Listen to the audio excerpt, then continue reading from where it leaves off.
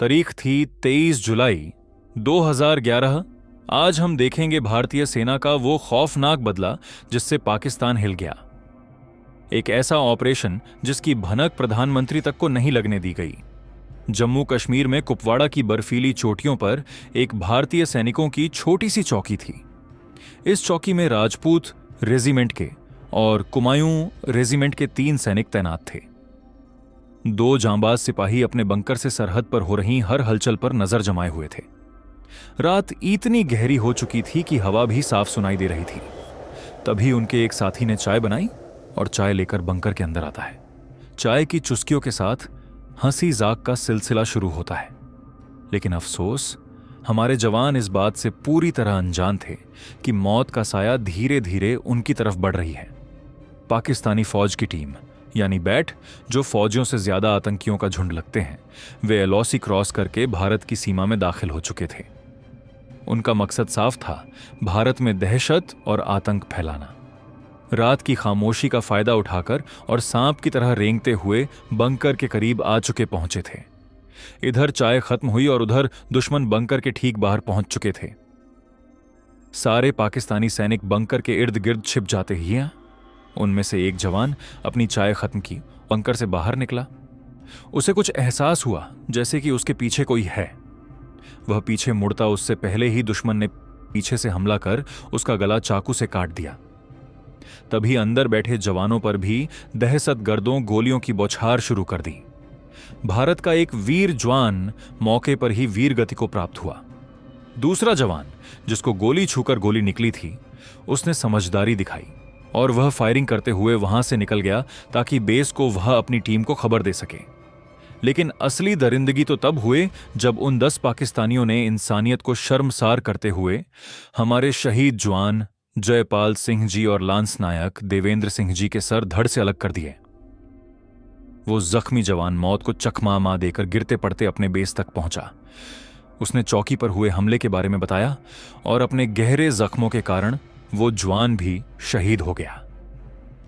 खबर मिलते ही रीइंफोर्समेंट की टीम बंकर की तरफ दौड़ी, लेकिन वहां का मंजर देखकर पत्थर दिल फौजी भी दहल गए। अपने साथियों के सर कटे शरीर और खून से सनी मिट्टी देखकर हर फौजी के अंदर बदला लेने की आग जल उठी। कुछ ही घंटों में यह खबर कुपवाड़ा की 28वीं डिवीजन के शेयर मेजर जनरल एस के चक्रवर्ती तक पहुंचाई गई। यह सब सुनकर उनका भी खून खौल उठा, लेकिन उन्होंने एक आम आदमी की तरह न सोचकर एक जनरल की तरह सोचा, क्योंकि एक जनरल जज्बात से नहीं रणनीति से चलता है। उनके मन में सबसे बड़ा सवाल यह था कि आखिर हमारे जवानों के सर गए कहां। इसी बात का पता लगाने के लिए चक्रवर्ती ने सबसे पहले अपने फौजियों को इस गुत्थी को सुलझाने का आर्डर देते हैं। हफ्तों तक कश्मीर के अनगिनत जगहों पर छापा मारा गया। इसी छानबीन के दौरान खुफिया एजेंसी को एक बड़ी कामयाबी मिली। कश्मीर में हमारे जवानों द्वारा एक आतंकी का एनकाउंटर किया जाता है। एनकाउंटर किए गए आतंकी की जेब से एक मोबाइल मिला और जब उस मोबाइल का डाटा खंगाला गया तब जाकर ये गुत्थी सुलझी। उस मोबाइल में सामने आई वो खौफनाक वीडियो जिसमें पाकिस्तानी सैनिक और जिहादी अपनी बंदूकों के साथ जश्न मना रहे थे, नाच रहे थे और उनके सामने मेज पर रखे थे हमारे वीर जवानों के कटे हुए सर। दुश्मन ने यह वीडियो आतंकियों का हौसला बढ़ाने के लिए बनाया था, लेकिन उनको क्या क्या पता था कि यह वीडियो डेथ वारंट बनेंगी। समय न गवाते हुए सैनिकों ने वीडियो जनरल चक्रवर्ती तक पहुंचाई। अब बात साफ हो चुकी थी, अब वक्त था एक्शन का। जनरल ने तुरंत पैरा एसएफ के उन जवानों को एक्टिवेट कर दिया जो दुश्मन के घर में घुसकर उनको सोचने तक की मोहलत नहीं देते। तुरंत पैरा एसएफ के कमांडोज को कुपवाड़ा के पास पड़ने वाले पाकिस्तानी सेना के हर अड्डे पर नजर रखने का आर्डर दिया गया। अगले 1 महीने हमारे कमांडोज ने 7 बार मौत को हथेली पर रखकर सीमा के पार आवाजाही की। हमारे जवानों को मुख्य तौर पर पाकिस्तानी सेना के 3 ठिकानों जोर, हिफाजत और लशदत की पूरी जन्म कुंडली लाने के लिए कहा गया और हमारे सैनिकों ने 1 महीने के अंदर जनरल के सामने उनकी कुंडली रख दी। अंतः मीटिंग हुई। कमांडोज और जनरल के बीच कई देर तक बातचीत के बाद उंगली जाकर रुकी जोर पोस्ट पर, क्योंकि वहां पर दुश्मनों की तादाद सबसे ज्यादा थी। वहां करीब 40 पाकिस्तानी फौजी थे, लेकिन जनरल के सामने एक समस्या आ खड़ी हुई। अगर जनरल साहब रक्षा मंत्रालय से परमिशन लेने जाते तो फाइलों और मीटिंग्स में न जाने हफ्ते निकल जाते। परमिशन का भी पता नहीं था, मिलती भी या नहीं। अगर परमिशन नहीं मिलती तो हमारे वीर जवानों का बलिदान व्यर्थ जाता। साथ में खबर लीक होने का डर भी था। एक तरफ सरकारी प्रोटोकॉल था और दूसरी तरफ जवानों के खून का बदला। जनरल चक्रवर्ती ने परमिशन के आने की प्रतीक्षा नहीं की और वही किया जो एक सच्चे सेनानायक और देश प्रेमी को करना चाहिए। उन्होंने दुनिया से छिपाकर अपने रिस्क पर कमांडोज को खुली छूट दे दी कि और कहा कि जाओ और उन देश के दुश्मनों को खत्म कर दो। इस खुफिया मिशन को नाम दिया गया ऑपरेशन जिंजर। पाकिस्तान में इस हरकत का जश्न मनाया जा रहा था। वो इस बात से बेखबर थे कि हिंदुस्तान भी इस बार बदला लेगा। आतंकी इस बात से बेखबर थे कि भारत के सबसे खूंखार फोर्स पैरा एसएफ अब उनको झनुम पहुंचाने के लिए निकल चुके हैं।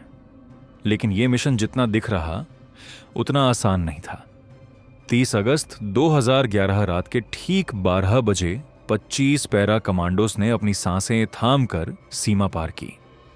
ये बोलना तो आसान है, लेकिन हकीकत करना उतना ही मुश्किल था। सबसे बड़ी चुनौती यह थी कि दुश्मन के इलाके में उन्हें बैकअप नहीं मिलने वाली थी। यानी अगर उन्हें दुश्मन द्वारा घेर लिया गया तो वह उन्हें बचाने कोई नहीं आएगा। 25 के सामने 100 हो या उससे अधिक लड़ना उन्हें अकेले ही था। जंगल और जानलेवा रास्तों को पार करते हुए उन्हें करीब 4 घंटे बीत चुके थे। अब सुबह के 4 बजे थे। दुश्मन अब उनकी बंदूकों की रेंज में था। कमांडोज ने 2 हिस्सों में बंटकर अपनी अपनी पोजीशन ली। अचानक कुछ ऐसा हुआ कि मानो मिशन खत्म हो गया हो। अचानक एक जोरदार धमाका हुआ। एक कमांडो बॉम्ब की चपेट में आ गया। वो दर्द से तड़प उठा। बदकिस्मती से उसका पैर एक लैंडमाइन पर पड़ गया था। यह एक नाजुक पल था। दर्द से निकली एक भी चीख उनके मिशन फेल होने का कारण बन सकती थी। लेकिन साथियों ने हालात को संभाला। तुरंत उनको इंजेक्शन दिया तो और बहते हुए खून को रोकने के लिए बैंडेज बांध दी। उस वीर जवान ने दर्द को अपने अंदर दबाया और ताकि मिशन में कोई गड़बड़ी ना हो। जब कमांडोज टारगेट पॉइंट पर पहुंचे तो वहां सन्नाटा था। बंकर खाली पड़े थे क्योंकि सुबह का वो वक्त था जब दुश्मन अपनी पोस्ट छोड़कर शिफ्ट बदलने या आराम करने के लिए पीछे चले जाते थे। यही लापरवाही आज उनकी मौत का कारण बनने वाली थी। उन्होंने तुरंत वहां क्लेमोर माइनस का एक जाल बिछा दिया। ये वो माइंस हैं जो ट्रिगर होते ही 50 मीटर के दायरे में इंसान तो क्या परिंदे को भी जिंदा नहीं छोड़ती। इसके बाद कमांडोज ने जोन तैयार किया। उन्होंने 2 घेरे बनाए। अंदर वाले घेरे में असॉल्ट टीम थी जो दुश्मन को करीब से खत्म करने के लिए झाड़ियों में छिप गई, और बाहरी घेरे में तैनात थे स्नाइपर्स और रॉकेट लॉन्चर्स जो दूर से ही भागते हुए को शिकार करने के लिए बैठ गए। जाल बिछ चुका था। अब बस इंतजार था शिकार के आने का। सुबह के 7 बज चुके थे। 4 पाकिस्तानी फौजी बेफिक्र होकर आगे बढ़ रहे थे। जैसे ही वह किल जोन में दाखिल हुए, कमांडोज ने ट्रिगर दबा दिया। अगले ही पल जोरदार धमाकों ने उस सन्नाटे को खत्म कर रख दिया। सन्नाटा खौफ का मंजर बन चुका था। एक पाकिस्तानी तो जान बचाने के लिए पास बहती नदी में कूद गया, लेकिन बदला अभी पूरा नहीं हुआ था। कमांडोज ने बेहद खौफनाक चाल चली। उन्होंने उन मरे हुए दुश्मनों की लाशों के नीचे आईडी सेट कर दिए। जैसे ही पाकिस्तानी फौज अपने साथियों की लाशें उठाने आएगी और उन्हें हिलाएगी, वैसे ही एक और धमाका होगा। यानी जो लाश उठाने आएगा वो खुद भी लाश बन जाएगा। यह सिर्फ एक बम नहीं बल्कि पाकिस्तान के लिए एक खौफनाक संदेश था कि भारतीय सेना से उलझने वालों को मौत के बाद भी सुकून नसीब नहीं होता। अभी कमांडोज वापस लौटने ही वाले थे कि तभी उनके ऊपर गोलियों की बौछार शुरू हो गई। मिशन अब ओपन फायर फाइट में बदल चुका था। 4 और पाकिस्तानी फौजी मशीन गन्स के साथ हमला कर रहे थे, लेकिन बैकअप स्नाइपर्स ने सिर्फ 5 सेकंड ने उन मशीन गन्स को शांत कर दिया। करीब 50 मिनट तक चली इस मुठभेड़ में हमारे कमांडोज ने कुल 8 पाकिस्तानी फौजियों को नर्क पहुंचा दिया। 3 के बदले 8 भारतीय सेना ने अपना हिसाब सूद समेत चुकता कर लिया था। दोपहर 12 बजे तक सारी टीम सुरक्षित भारत लौट आई। मेजर जनरल चक्रवर्ती को खबर दी गई, मिशन अकम्प्लिश्ड। पाकिस्तान हमेशा की तरह अपनी बेइज्जती छिपाने के लिए झूठ बोलता रहा, लेकिन अब भी पाकिस्तान के मन में भारतीय फोर्स का डर था दोस्तों। यह कहानी दुनिया की नजरों से छिपकर लड़ी गई लड़ाई थी। तो इसी के साथ धन्यवाद दोस्तों, मिलते हैं नेक्स्ट वीडियो में। तब तक आप चैनल को सब्सक्राइब और वीडियो को लाइक, शेयर और कमेंट करें।